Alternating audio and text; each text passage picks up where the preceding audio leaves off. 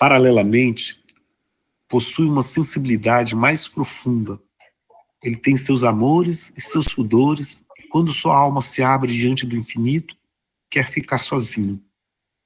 Sua visão é sagrada e esconde-se aos olhos de estranhos, como diante de uma profanação. Algo de grande existe verdadeiramente nessa comunhão da alma com o divino. Ele está falando daquelas pessoas que chegaram num ponto de quase transcendência, né? Só ao pulsar de um grande amor, o mistério se abre e se revela. Só responde a quem sabe bater a sua porta. Muitas vezes é necessária uma coragem louca, uma vontade desesperada, o ímpeto frenético de imensa dor, um impulso de fé que não mede as profundidades do abismo. Só então caem as pontes e as fronteiras do concebível. Só então caem as pontes e as fronteiras do concebível dilatam-se subitamente.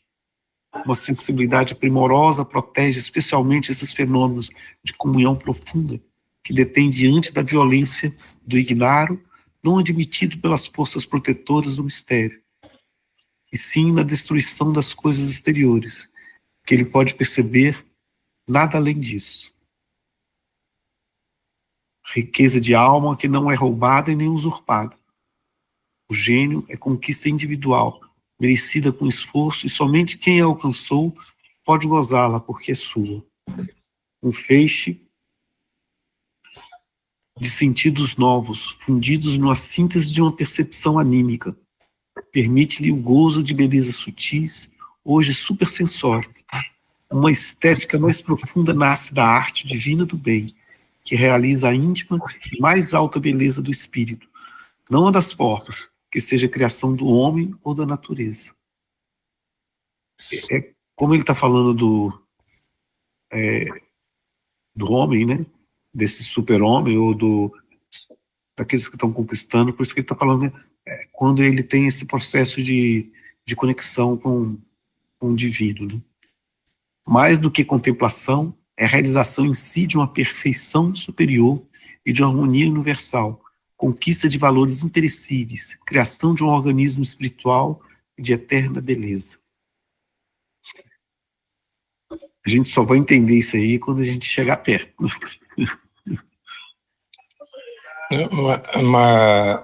Teve uma coisa que me chamou a atenção quando ele falou na coragem de bater a porta, né?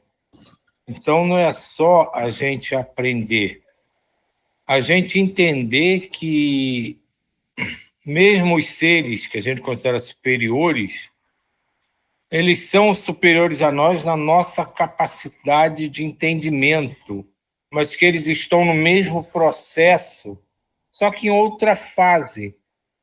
E quando a gente perde o medo, a vergonha, né, e entende isso, que a gente vai, de fato, procurá-los, não como seres inferiores, mas como, de certa forma, seres iguais, a gente começa a entender e vislumbrar tudo isso. Enquanto a gente mantém a nossa mente fixada nessa ideia de que nós somos inferiores, que eles são superiores e que a gente não pode chegar neles, nós mesmos dificultamos a nossa própria jornada. Uhum. Ou seja, você está colocando que, como ele está colocando isso é possível, né? A gente não... Eu acabei de falar assim, nossa, você está tão longe, mas não está longe, né? Se eu já estou lendo, é porque não está tão longe. Assim. É verdade, é verdade. Não começou a caminhar. Eu entrei aqui só porque o Djair disse que não está conseguindo acessar o link. Se teve alguma coisa, eu falei que não. Só para vocês saberem, tá bom? Beijinhos. Beijinho. Vou tentar enviar o link para ele.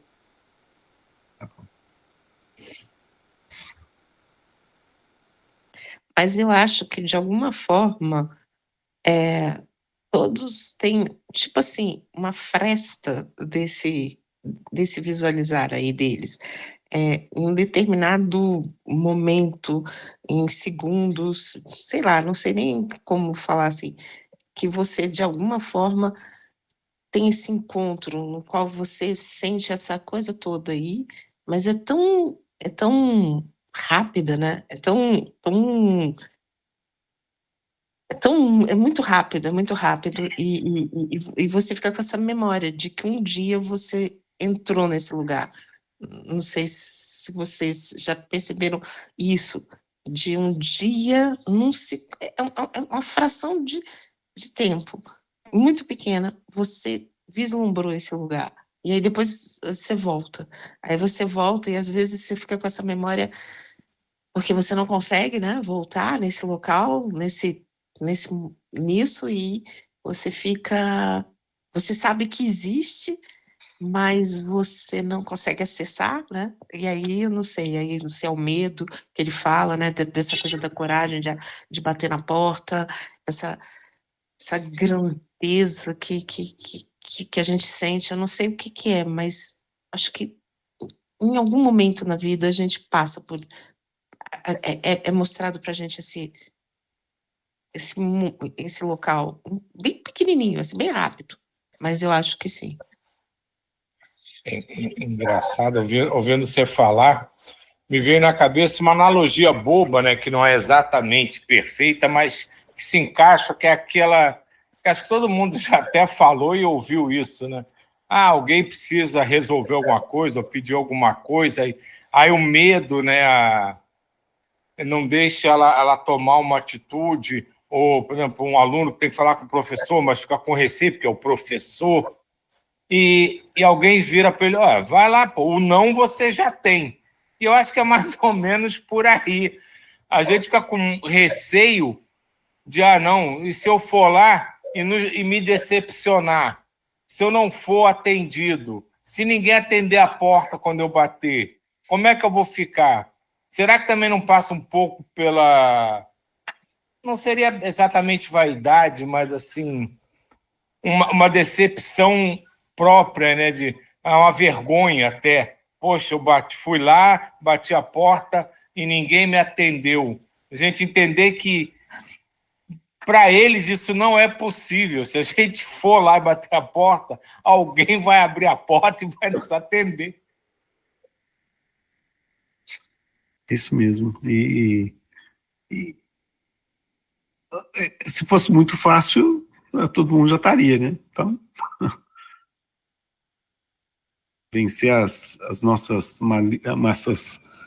as coisas ruins dentro da gente é complicado. Opa, nova capacidade de penetração psíquica revela, sem sombras, o mistério da alma. O organismo espiritual de qualquer ser transparece desnudado e não é possível a mentira. Ao lado de diferente concepção da vida, novo estado da alma, diante das coisas, uma harmonização completa, uma união com Deus.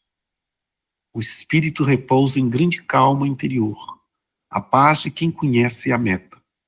O super-homem é consciente de toda a sua personalidade, da gênese e de qualquer de seus instintos, que descobre no eterno passado.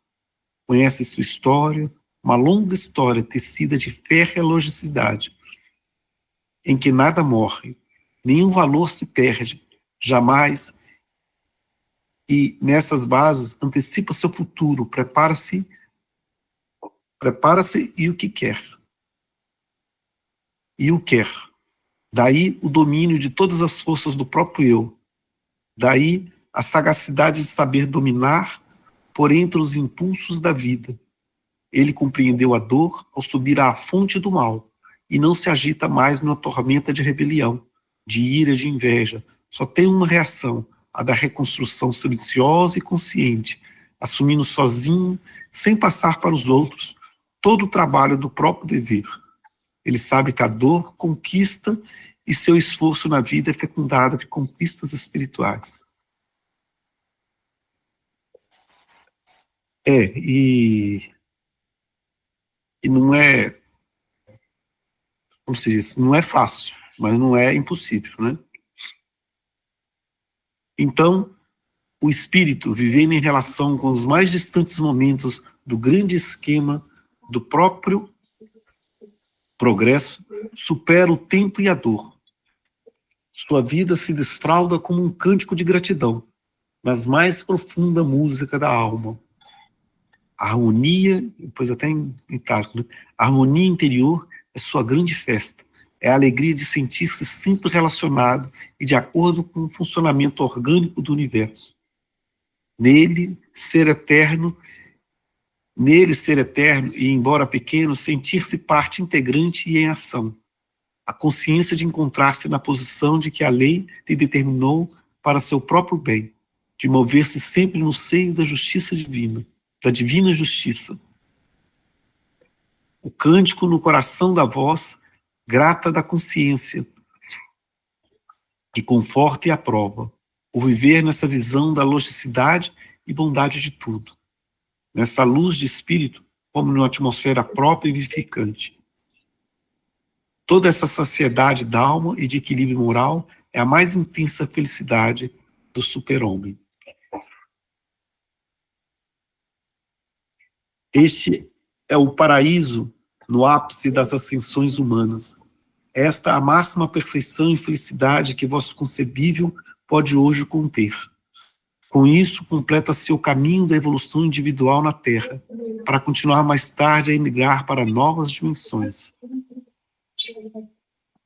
É bom mostrar isso em cada campo e incitar essas ascensões.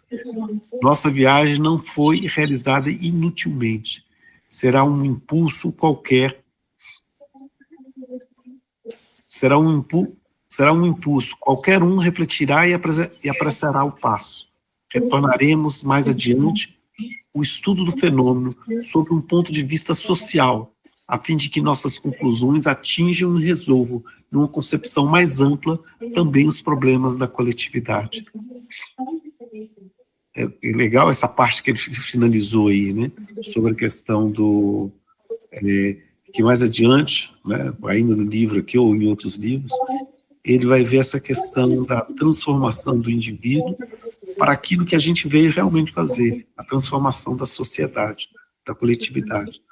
Eu estava estudando justamente umas coisas desse sentido, qual que é a razão da gente estar aqui, né? Não é apenas, para mim, a transformação interior, a transformação da sociedade, né? Quando no Evangelho de Lucas, se não me falha a memória, pergunta o jovem da lei pergunta para Jesus qual é a condição para entrar no reino dos céus, e ele responde: o que está escrito na lei? E o jovem, com todo o conhecimento judaico que ele tinha, respondeu, né? Amar a Deus com todo o seu coração, com todo sua alma, com toda a sua força, com todo o seu entendimento. Eu gosto dessa palavra, é da café, né? Por isso que café é bom, né? É coração, alma, força e entendimento, café. E a outra, tão importante quanto, amar ao próximo como a si mesmo. Então, a condição para entrar no reino dos céus é amar ao próximo, mas a pré-condição é a si mesmo, é nos amar. Então, quando a gente faz um trabalho de introspecção, de nos amar, de trabalhar com a nossa autoestima, não é a condição para entrar no reino dos céus, é a pré-condição para que a gente possa amar o próximo e trabalhar com a coletividade. E isso é interessante que não só Jesus falou isso, o Buda também falou isso, e os grandes mestres do passado falaram isso, né? Mas a gente não pegar essa questão da espiritualidade e trabalhar apenas para o nosso desenvolvimento interior. Como fez o Buda, depois que ele chegou na iluminação, né, ele ficou iluminado, ele desceu do alto da montanha e foi misturar com o povão, né? E ali com o povão ele começou a pregar a nova forma dele enxergar o mundo e fazer a transformação da sociedade. Jesus é a mesma coisa. Passou os 40 dias dele lá no deserto, voltou e falou assim: temos que mudar o mundo, vamos mexer com aquilo que mexeu tanto que mataram ele, mas ele teve que mexer com o grupo, né? Francisco de Assis foi a mesma coisa. Ele não ficou lá na caverna dele meditando. Ele foi mexer com os pobres, foram mexer com transformar a sociedade como um todo. E eu vejo isso que ele está falando justamente, ele termina esse capítulo justamente falando que mais adiante ele vai falar como que a gente vai fazer a transformação da sociedade. Primeiro você transforma o ser humano, para depois você transformar, através da amorosidade, transformar os que estão à nossa volta. Né? Essas são reflexões. E me chamou a atenção um pouquinho mais acima, quando ele fala sutilmente da impermanência da própria Terra. Quando ele diz que a gente está aqui, mas que conforme a gente for aprendendo... Deixa eu até subir um pouquinho aqui.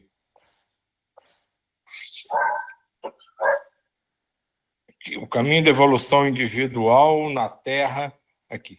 Com isso, completa-se o caminho da evolução individual na Terra, para continuar mais tarde ao emigrar para as novas dimensões. Né? E isso passa por tudo que o Paulo falou, do Buda que se iluminou e desceu para estar com o povo, de Francisco, de Jesus, de todos esses seres iluminados aqui, que não se colocaram num espaço inatingível. Eu já atingi a luz, então quem nem consegue ver a luz, então não pode chegar perto de mim. Essa coisa de que tudo é dinâmico, que vai se modificando, e a gente está aqui, a gente tem um apego, queira ou não, à Terra, né? Porque eu sou terrestre, eu sou terráqueo. E ele sutilmente fala para a gente, vocês estão terráqueos, mas vocês são seres universais. Isso aqui é só como um ano de escola. Amanhã você vai estar em outra classe. E a gente custa a pensar, a gente demora a pensar nisso e custa a entender que a Terra, que a gente tanto se apega, o jeito do ser humano viver, as coisas da Terra, para a eternidade sei lá, não acho que é menos que um piscar de olhos. Então, essa impermanência que o budismo desenvolve tão bem, né, trata tão bem disso em relação a tudo na nossa vida, ele coloca também em relação à nossa própria existência, que ela não para de desvelar novos conhecimentos, novas realidades para a gente, e que tudo que a gente está passando é momentâneo. Pode demorar tempos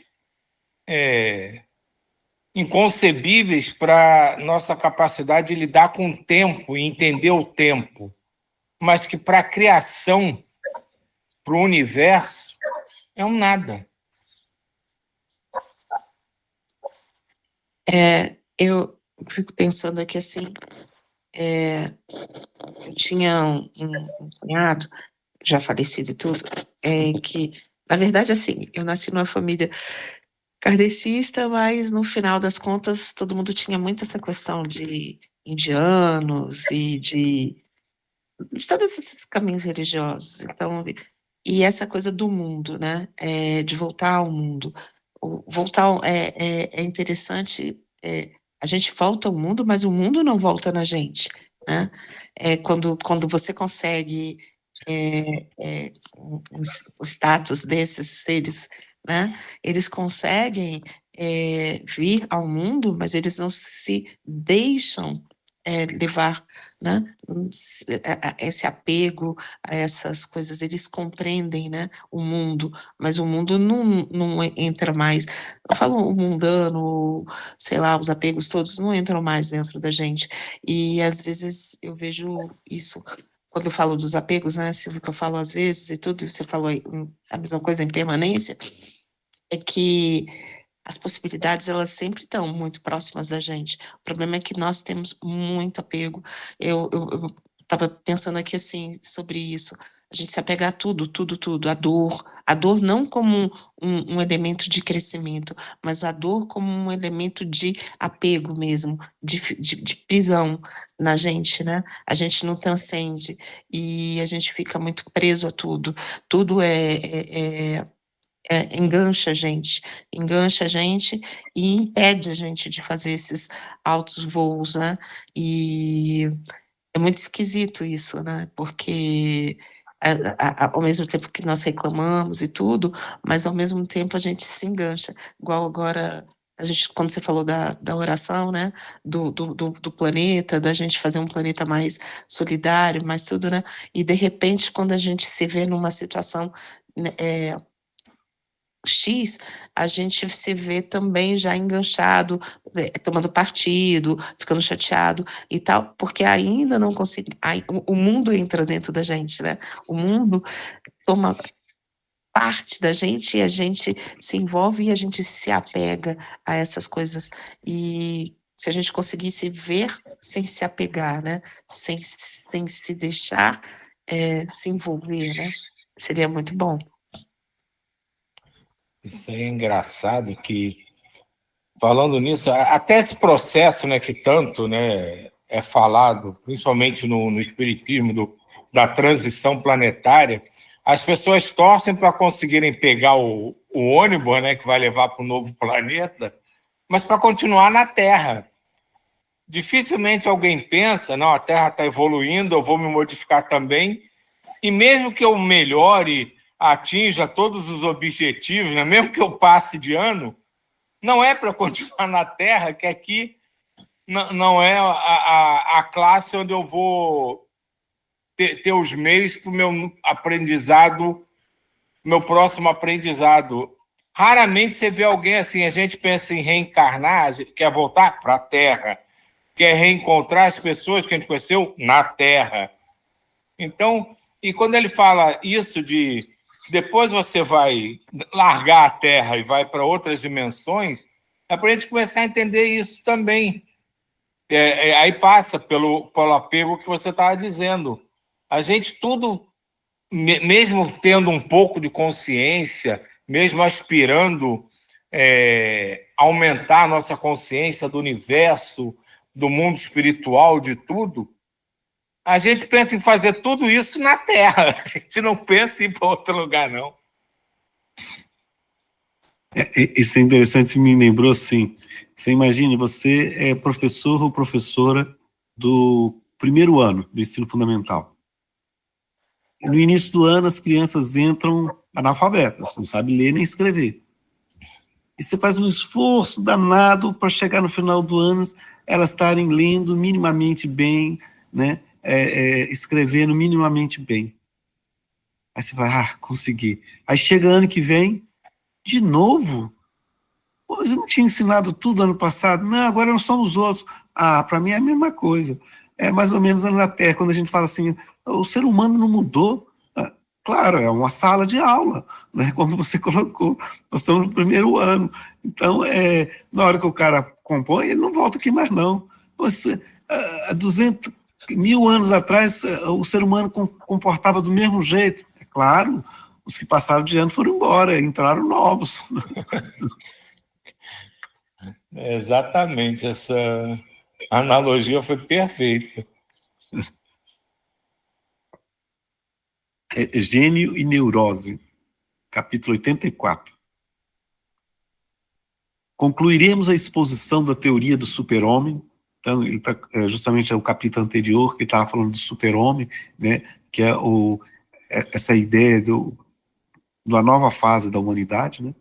Concluiremos a exposição da teoria do super-homem, observando como se manifestou na revolução biológica em forma de gênio, procurando compreender em seguida as afinidades que, por conclusões erradas, foram ressaltadas entre seu tipo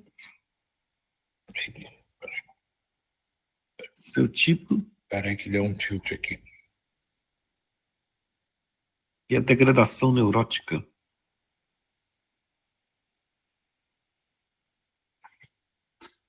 Pronto. Finalmente buscando definir o fenômeno da degradação biológica no processo genético do psiquismo. Isso é interessante, né? Que hoje tantas pessoas com pelo menos que estão sendo diagnosticadas, né, com problemas de distúrbios nervosos, distúrbios genéticos, distúrbios. Será que é distúrbio ou isso é justamente para adaptar um grupo de seres humanos, né? Não sei, é a pergunta, né? Pergunta. Enquanto a mediocridade estacionária para em sua fase, em perfeito equilíbrio, contra quem tenta novos caminhos, levantam-se em todos os assaltos das forças biológicas. O misoneísmo, como garantia de estabilidade, é impulso de nivelamento, e a vida põe asperamente à prova as antecipações e as criações. Se o gênio passa por sobre a terra como um turbilhão, a massa a ele gruda-se para mantê-lo embaixo. No tipo comum, os instintos são proporcionais às condições ambientais e existe uma correspondência, estabelecida antes que a criatura nasça, entre ela e a coletividade. Esta o espera de forma a que já encontre pronto o esforço e sua satisfação. A compreensão é automaticamente perfeita. O gênio, ao contrário, monstruosa hipertrofia de psiquismo, situado numa posição biológica supernormal, encontra-se defasado em tudo e por tudo. É impossível estabelecer uma correspondência entre seu instinto, que normaliza o supernormal, e o ambiente que exprime outra fase e oferece outros choques. A diferença de nível produz uma desproporção. Não se esboça uma compreensão. O desequilíbrio entre sua alma e o mundo é insanável. Impossível a conciliação entre sua natureza e a vida. A gente vê hoje com um estudo dessas, que a medicina chama de, acho que é de transtorno, né? O senhor vai saber melhor que eu, né? Por exemplo, o autismo, o TDAH, ou as várias que existem por aí, né? Em que você vê ali uma genialidade muito acima do normal, né? E que entra em conflito com o jeito que a gente vive. Então, outro dia eu fiquei pensando assim, eu fico imaginando assim, imagina essas crianças jovens, e agora já adultos também, que têm muita dificuldade de socializar, né? Eu fico imaginando, acho que na vida passada eles viveram num planeta que tinha, o planeta inteiro tinha 1 milhão de pessoas, tinha contato com outras pessoas assim, esporadicamente, aí chega aqui num planeta que tem 8 bilhões de pessoas, eles ficam assim, coisa de maluco, né? Um gênio em determinadas áreas que está passando pela prova de você vai viver com muita gente. Agora você vai ter que, como se diz, você vai ter que compartilhar, porque ficar só com você não basta, não. Isso é muito legal. Se você pensar desse jeito, eu fico assim, quando a gente tem dificuldade de socializar com coisa, pensa assim, esse que é o barato, né? O barato é você compartilhar, né? Eu estava vendo aqui sobre a questão da África, né? O Ubuntu, né? Que vem da filosofia africana, né? Em que você não pensa mais no indivíduo, né? Não é pensar no indivíduo. O Ubuntu, eu sou o que sou pelos outros, né? Você sempre pensando no outro, você não pensa só em você, você pensa no todo, né? E é muito diferente da filosofia ocidental, eurocentrada, que primeiro pensa no indivíduo, para depois pensar na sociedade. E na África, o Ubuntu, né, a filosofia que está por detrás do Ubuntu, é justamente você pensar no conjunto primeiro, né? E isso é interessante, né, porque se você vem de um grupo que pensa de um jeito e vai começar a ter que pensar no todo, né, por isso que eu fico martelando essa ideia na minha cabeça de que a gente precisa compartilhar tudo isso, tá? E como ele fala assim, o gênio passa solitário e dolorido, mas cônscio do próprio destino, compreendido e gigantesco, repugnando-se os ídolos da multidão, atordoado pelo estrépito da vida, desatento e inepto, porque sua alma é toda ouvidos para um canto sem fim, que ele sai de dentro e voa ao encontro do infinito. E como é que ele vai compartilhar isso com todos? Então, um processo que deve ser doloroso, né? E isso que a gente tem que fazer, viu? Por isso que a gente tem que trabalhar com o próximo, tem que trabalhar com a mudança da sociedade, a gente não pode ficar à parte, né? Respeitando, obviamente. Isso que você estava falando aí, que foi lido antes um pouco, quando fala da dificuldade de estar aqui, né? E que ele não se sente parte desse local, e como que isso é difícil, né? Vamos dizer, acouplamento aqui no planeta, vamos dizer assim. E aí, ontem a gente conversava sobre a questão suicídio, né? E às vezes, será, Silvio, que não tem isso também? Essa dificuldade de acoplamento e esses suicídios muito de jovens e tudo? É que a gente ontem estava conversando, eu, Sânia, Silvio, André. Acredito que sim, Kiva. Porque quando você se sente desconfortável num lugar, aquilo às vezes te leva a reações e a atitudes inesperadas, né, pelo desequilíbrio e descontrole. Então, acredito que isso possa estar relacionado, sim.